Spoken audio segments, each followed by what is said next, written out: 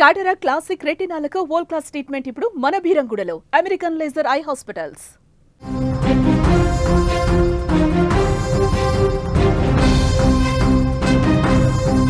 కడప జిల్లాలో వెలుగు చూసిన దారుణ ఘటనలో మృతి చెందినటువంటి తల్లి లక్ష్మీదేవి అంత్యక్రియలు నేడు జరగనున్నాయి. పోలియో బాధితురాలు అయినటువంటి లక్ష్మీదేవిని ఆమె సొంత కుమారుడు యశ్వంత్ అతి దారుణంగా హత్య చేసినటువంటి ఘటన నిన్న రాష్ట్ర వ్యాప్తంగా సంచలనంగా మారింది. ఇక దీనిపైన పోలీసులు లోతుగా దర్యాప్తు చేస్తున్నారు. పోలీసుల విచారణలో అనేక ఆసక్తికర అంశాలు ఇప్పుడు వెలుగులోకి వస్తున్నాయి. యశ్వంత్ చిన్నతనం నుంచే ఒంటరిగా పెరిగినట్లుగా తెలుస్తుంది. హైదరాబాద్లో కూడా ఒక్కడే రూమ్లో ఉంటున్నట్టుగా కూడా సమాచారం తెలుస్తుంది. చదువు ఉద్యోగాల నిమిత్తం హైదరాబాద్లో ఉన్నప్పుడు కూడా అతను ఒక్కడే రూమ్లో ఉంటూ ఒక్కడే అన్ని కార్యక్రమాలలో ఒక్కడే నిమగ్నమై ఉంటాడని కూడా తెలిసింది. ఈ విధంగా ఒంటరితనం వల్లే యశ్వంత్ తీవ్రమైనటువంటి మానసిక ఇబ్బందులు ఎదుర్కొన్నట్టుగా కూడా పోలీసులు భావిస్తున్నారు. ఏదేమైనా కూడా ప్రభుత్వ ఉపాధ్యాయురాలైనటువంటి లక్ష్మిని అత్యంత దారుణంగా హత్య చేసినటువంటి ఈ ఘటన సంచలనంగా మారింది. ఈ ఘటన తెలిసినటువంటి తర్వాత తన తోటి ఉపాధ్యాయురాలు కానీ మిగతా స్కూల్కి సంబంధించినటువంటి మేనేజ్మెంట్ అందరూ కూడా ఆమెకు పరిచయస్తులందరూ కూడా నిన్న అక్కడికి చేరుకోవడం జరిగింది. ఈరోజు అంత్యక్రియలు కూడా జరగబోతున్నాయి. ఇక దీనికి సంబంధించి అక్కడ వచ్చినటువంటి ప్రభుత్వ ఉపాధ్యాయులు కానీ స్థానికులు కానీ ఏమనుకుంటున్నారు, అదేవిధంగా అంత్యక్రియలు ఎక్కడ జరగబోతున్నాయి, అక్కడ దానికి సంబంధించిన పూర్తి వివరాలు కూడా తెలుసుకునేటువంటి ప్రయత్నం చేద్దాం. మా ప్రతినిధి కడప నుంచి సుదర్శన్ ఫోన్ లైన్లో సిద్ధంగా ఉన్నారు. సుదర్శన్, లక్ష్మి అంత్యక్రియలు ఎక్కడ జరగనున్నాయి, ఈ రోజు అంత్యక్రియలకు సంబంధించిన అప్డేట్స్ ఏంటి?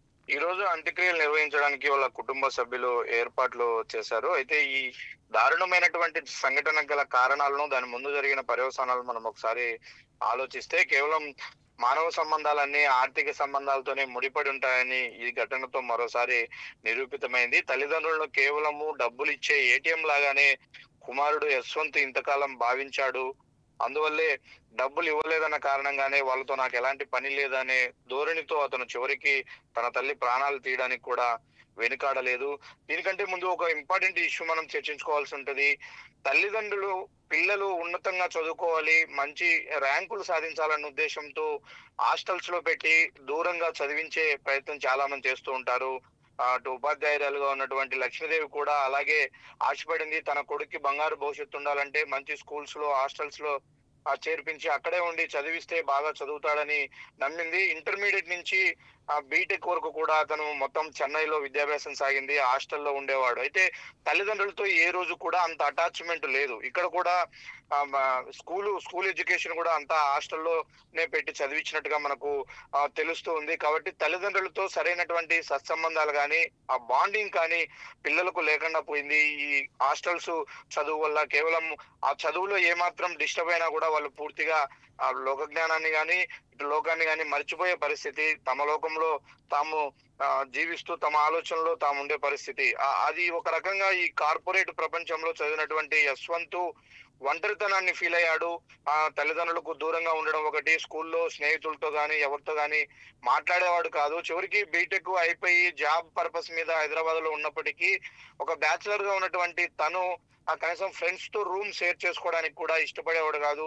తను ఒక్కడే రూమ్ తీసుకొని ఉండేవాడు. అందువల్లే ఖర్చులు కూడా ఎక్కువయ్యాయి. ఆ మేరకు తల్లిదండ్రులను అడిగితే అంత ఖర్చు ఎందుకు పెట్టాల్సి వస్తుందంటూ వీళ్ళు నిలదీసిన పరిస్థితి.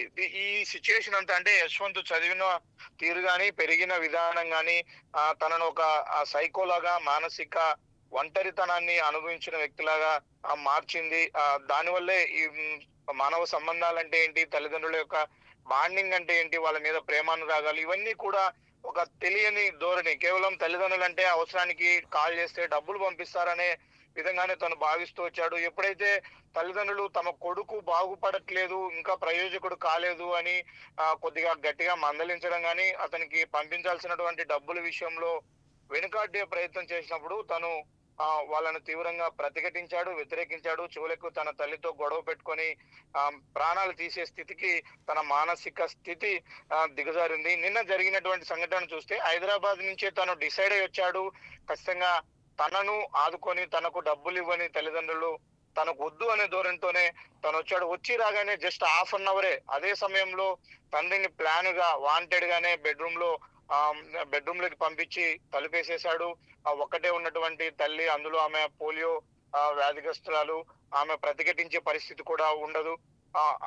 దాంతోనే అతను ఆమెను అంత భయంకరంగా గొంతు కోసి చంపేసినటువంటి పరిస్థితి. ఇంకొక ఘోరమైన సిచ్యుయేషన్ ఏంటంటే, ఆమె కాలికి గాయమై ఈ మధ్య 3 నెలల పాటు ఆమె లాంగ్ లీవ్ పెట్టి స్కూల్ కూడా వెళ్ళకుండా పూర్తిగా బెడ్ రెస్ట్ లో ఉంది. కనిపించినటువంటి తల్లి మంచానికే పరిమితమై ఇబ్బందులు పడుతూ ఉంటే కూడా కనీసం పరామర్శించడానికి కూడా యశ్వంత్ ఒక్కరోజు కూడా రాలేదు అని వాళ్ళ బంధువులు చెప్తుంటే, ఈ మాటలన్నీ వింటే కూడా అతనికి తల్లిదండ్రుల పట్ల ఎలాంటి అభిప్రాయం ఉంది, అసలు ఆ కొడుకు ఆ తల్లిదండ్రుల పట్ల ఎలాంటి బాండింగ్ ఉందనేది కూడా మనకు అర్థమవుతుంది. తనకు కావాల్సినటువంటి డబ్బులు పంపిస్తే చాలు, అంతవరకే తల్లిదండ్రుల పాత్ర అన్న ధోరణితోనే తను పెరిగాడు. 3 నెలలు మంచానికి పరిమితమైన తల్లిని కేవలం పరామర్శించలేదు, ఫోన్ కూడా చేయలేదు. ఆ మధ్య కాలంలో కనీసం డబ్బు కోసమే ఫోన్ చేస్తాడు, ఆ విషయాలే మాట్లాడతాడు, పెట్టేస్తాడు. కాబట్టి నిత్యము ఒంటరితనాన్ని ఫీల్ అవడమే ఇతని మానసిక స్థితిని ఈ విధంగా మార్చింది. ఆ కోణంలోనే తను హత్య చేసేంత వరకు కూడా తను దిగజారాల్సి వచ్చిందంటూ కూడా పోలీసులు కొంత అనాలిసిస్ చేస్తూ ఉన్నారు. అయితే ఓవరాల్ గా వీళ్ళ మధ్య జరిగినటువంటి కాన్వర్జేషన్ ఏముంది, ఈ డబ్బు పర్పస్ ఏనా లేకపోతే ఇంకేమైనా గొడవలు ఉన్నాయా, అసలు హైదరాబాద్ లో యశ్వంత్ లైఫ్ స్టైల్ ఎలా ఉండేది, అతని మీద ఎలాంటి విషయాలు ప్రభావితం చేసేటివి ఏంటనే కోణంలో కూడా పోలీసులు విచారణ చేస్తున్నారు. సైకాలజిస్టులు కూడా ఇది ఒక పెద్ద కేస్ స్టడీ లాగా మారింది. ఎందుకంటే 24 ఏళ్ళ వయసున్నటువంటి యువకుడు, అందులో ఒక్కగానొక కొడుకు, చిన్నప్పటి నుంచి అల్లారి ముద్దుగా పెంచారు. తమ ఆశలన్నీ కూడా ఆ కొడుకు పైన పెట్టుకున్నారు. వాళ్ళు సంపాదించే ప్రతి రూపాయి రేపు ఎవరు అవునన్నా కాదన్నా ఆ కొడుకుకే చెందుతుంది. అలాంటి సిచ్యుయేషన్, ఈ పరిస్థితులన్నీ తెలుసుకోకుండా యశ్వంత్ కేవలము 1 నెలకు సరిపడే డబ్బులు ఇవ్వలేదన్న కారణంగా ఏకంగా తల్లినే హతమార్చే స్థాయికి వెళ్ళాడంటే ఇంకేమైనా కారణాలు ఉన్నాయన్న కోణంలో కూడా పోలీసులు విచారణ చేస్తున్నారు. ఇందులో ఇంకొక చర్చించుకోవాల్సినటువంటి విషయం, ఆమె పోలియో వ్యాధిగ్రస్తురాలు అయినప్పటికీ జాబ్ చేస్తుంది, గవర్నమెంట్ జాబ్, కుటుంబాన్ని ఆమె పోషించేది. వాళ్ళ తండ్రి చిన్న చిన్న ఉద్యోగాలు చేసేవాడు, విజయ్ భాస్కర్ రెడ్డి. అలాగే కొద్ది రోజులు వైన్ షాప్ లో కూడా ఆయన వెయిటర్ గా పనిచేసినటువంటి పరిస్థితి. అయితే ఈమె మంచానికి పరిమితమైనప్పుడు దగ్గరుండి భర్తే అన్ని చూసుకున్నాడు. అంటే కుటుంబాన్ని పోషించేది పూర్తిగా లక్ష్మీదేవే. తనకు వచ్చేటువంటి ఉపాధ్యాయులుగా పనిచేస్తున్న వల్ల వస్తున్నటువంటి జీతంతోనే కుటుంబాన్ని పోషించే మొత్తము ఆమె ఆరంభారం భరించేది అయినప్పటికీ కూడా పోలియో వ్యాధిగ్రస్తురాలు అయినటువంటి ఆమెను ఒక చిన్న చూపు, ఆమె పట్ల చులకన భావం, ఏముందిలే మా తల్లి అనే ఒక చులకన భావం కూడా మొదటి నుంచి కూడా ఇతని ఆలోచన విధానంలో డెవలప్ అయింది. అందుకే ఈ స్థాయిలో ఇట్లా దిగజారి ప్రవర్తించాల్సి వచ్చింది. ఇంత సైకోలాగా మారి చివరికి హంతకుడుగా మారాల్సిన పరిస్థితి వచ్చింది.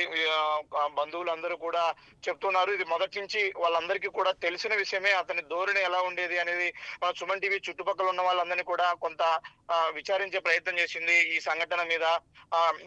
ఏంటి ఎలా ఉండేవాడు అంటే, మొదటి నుంచి అంటే స్కూల్ ఎడ్యుకేషన్ నుంచి కూడా తను ఆ సెల్ ఫోన్ తీసుకొని ఎప్పుడు కూడా హెడ్ ఫోన్స్ చెవులో పెట్టుకొని సాంగ్స్ వింటూ ఉండేవాడు. కనీసం వీధులో గానీ స్కూల్లో గానీ ఎలాంటి ఫ్రెండ్స్ సర్కిల్ లేదు అతనికి, ఎవరితో చుట్టుపక్కల వారితో మాట్లాడేవాడు కాదు. అలాగని ఇంట్లో ఉన్నటువంటి తల్లిదండ్రులతో కూడా సరిగ్గా ప్రవర్తించేవాడు. అది కేవలం పూర్తిగా తన లోకం వేరు అనే విధంగా తను లైఫ్ స్టైల్ కొనసాగింది. అతనుతో మాకు ఎవరికి కూడా ఎప్పుడు ఎలాంటి పరిచయాలు లేవు, ఎవరిని పలకరించేవాడు కాదు, అతనితో ఎవరు ఫ్రెండ్షిప్ చేసేవాళ్ళం కాదని కూడా ఆ చుట్టుపక్కల ఉన్నటువంటి వాళ్ళు చెప్తున్నారు. అయితే గొడవ నిన్న ఒక్కరోజు జరిగింది కాదు, గతంలో కూడా జరిగింది. తల్లిదండ్రులు డబ్బులు ఎప్పుడు ఇవ్వకపోయినా, తన మాట తను కోరిన కోరికలు ఎప్పుడు తీర్చకపోయినా కూడా, తను కోరినోటి కొనివ్వకపోయినా కూడా గొడవ చేసేవాడు. అప్పుడు కూడా అరుచుకునే వాళ్ళు, ఆ అరుపులు మాకు బయటికి వినిపించేవనే కూడా చుట్టుపక్కల వాళ్ళు చెప్తున్న పరిస్థితి. అయితే ఇంత విధంగా హత్య చేసే స్థాయికి వెళ్తాడని మేము ఊహించలేదని వాళ్ళు కూడా ఒక్కసారిగా షాక్ అవుతున్న పరిస్థితి కనిపిస్తుంది. Right, thank you Sudarshan. So మొత్తానికి అది యశ్వంత్ అక్కడ విజువల్స్ లో మనకు కనిపిస్తుంది. తల్లిని చంపిన తర్వాత అతను ముఖంలో ఎలాంటి బాధ కానీ బెరుకు కానీ చూడండి. పోలీసులు తీసుకువెళ్తున్నటువంటి సందర్భంలో కూడా నాకేమీ పట్టనట్టుగా, నాకేం తెలియనట్టుగా, అసలు ఏంటో ఈ ప్రపంచం నాకు సంబంధం లేదన్నట్టుగా అతని ముఖంలో ఉన్నటువంటి ఎక్స్ప్రెషన్స్ చూస్తేనే అర్థమవుతుంది ఎంత క్రుయాలిటీగా అతను మారిపోయాడో, ఎంత రాక్షసత్వంతో కూడుకున్నటువంటి బ్రెయిన్ అతనికి తయారైపోయిందో అర్థమైపోతుంది. ఇంత దారుణమైనటువంటి స్థితిలో ఉన్నాడు కాబట్టి సొంత తల్లిని అత్యంత కిరాతకంగా ఇంట్లోనే కత్తితో మెడకూసి చంపేసి ఆ తర్వాత మళ్ళీ ఏమి తెలవనట్టు అదే ఇంట్లో పోలీసులు వచ్చేంతసేపు కూడా అదే ఇంట్లో హెడ్ ఫోన్స్ పెట్టుకొని కూర్చొని పాటలేంటూ వెకిలి నవ్వులు నవ్వుతూ అక్కడ కూర్చొని తన పని తాను చేసుకుంటున్నాడంటే ఎంత దుర్మార్గంగా అతని వ్యవహార శైలి ఉంది, ఎంత రాక్షసంగా అతని మెంటాలిటీ ఉందనేది అర్థం చేసుకోవచ్చు. ఏదేమైనా కూడా కడపలో జరిగినటువంటి ఈ యొక్క దారుణ ఘటన ఇప్పుడు రాష్ట్ర వ్యాప్తంగా కూడా సంచలనంగా మారింది. ఎంతో మందిని ఇప్పుడు ఆలోచనలో పడేసింది. తల్లిదండ్రులు, కొడుకులు, కుమారులు, బిడ్డల పట్ల ఉన్నటువంటి తాజా పరిస్థితులకు అద్దం పడుతుంది. ఇప్పుడు సాంకేతిక రంగంలో అభివృద్ధి చెందుతున్నటువంటి సాంకేతిక పరిజ్ఞానాన్ని ఏ రకంగా మలుచుకుంటూ ఇక్కడ ఉన్నటువంటి బంధాలను, అనుబంధాలను పూర్తిగా మర్చిపోతూ పెడదోవ పడుతున్నటువంటి యువతకు అద్దం పడుతుంది ఇలాంటి ఘటన. అందుకే పూర్తిగా చాలా కాలం నుంచి పెద్దలు చెప్తున్నారు, పిల్లలకు నేర్పవలసింది బంధాలు, అనుబంధాలు, బంధుత్వాలు. కానీ ఇదేదో టెక్నాలజీ ఊబిలో పడి వారిని ఒక రోబోటిక్గా రెడీమేడ్గా తయారు చేసేటువంటి పరిస్థితులకు తీసుకువెళ్ళకూడదంటూ కూడా చెప్తున్నారు. ఏదేమైనా కూడా ఈరోజు నిన్న జరిగినటువంటి దారుణ ఘటన ఈరోజు లక్ష్మి అంత్యక్రియలు కూడా జరగబోతున్నాయి. ఈ యొక్క ఘటన పట్ల అక్కడ స్థానికులే కాదు రాష్ట్ర వ్యాప్తంగా కూడా 2 తెలుగు రాష్ట్రాల్లో కూడా చర్చ కొనసాగుతుంది. కన్న కొడుకే తల్లిని ఇంత దారుణంగా హత్య చేస్తాడు, అది కూడా ఉన్నతమైనటువంటి స్థితిలో ఉన్నటువంటి తల్లి. అదేవిధంగా కొడుకు కూడా బీటెక్ కంప్లీట్ చేసి ఉద్యోగరీత్యం అక్కడ ట్రై చేస్తున్నటువంటి వ్యక్తి, హైదరాబాద్లో ఉద్యోగం కోసం అన్వేషిస్తున్నటువంటి వ్యక్తి. ఎడ్యుకేటెడ్గా ఉన్నారు అంతా కూడా. ఆమె ప్రభుత్వ ఉపాధ్యాయురాలుగా ఉన్నారు. 10 మందికి టీచింగ్ చేస్తూ పిల్లలని రేపటి పౌరులుగా తీర్చిదిద్దేటువంటి వృత్తిలో ఉన్నారు. అలాంటి ఆ తల్లిని ఇతను బీటెక్ కంప్లీట్ చేసి అన్నీ తెలుసుకున్నటువంటి వ్యక్తి, ఎడ్యుకేటెడ్గా ఉన్నటువంటి వ్యక్తి తల్లిని అత్యంత దారుణంగా హత్య చేయడం అనేది అక్కడ ఎవరు కూడా దీన్ని జీర్ణించుకోలేకపోతున్నారు. ఇంత దుర్మార్గమైనటువంటి ఆలోచనకు ఎందుకు పూనుకున్నాడు? అతను మానసిక స్థితే ప్రాబ్లమా, లేకుంటే నిజంగానే రాక్షసుడిగా మారిపోయాడా? దీనంతటి కూడా పోలీసుల విచారణలో అయితే బయటకు వచ్చేటువంటి అవకాశం.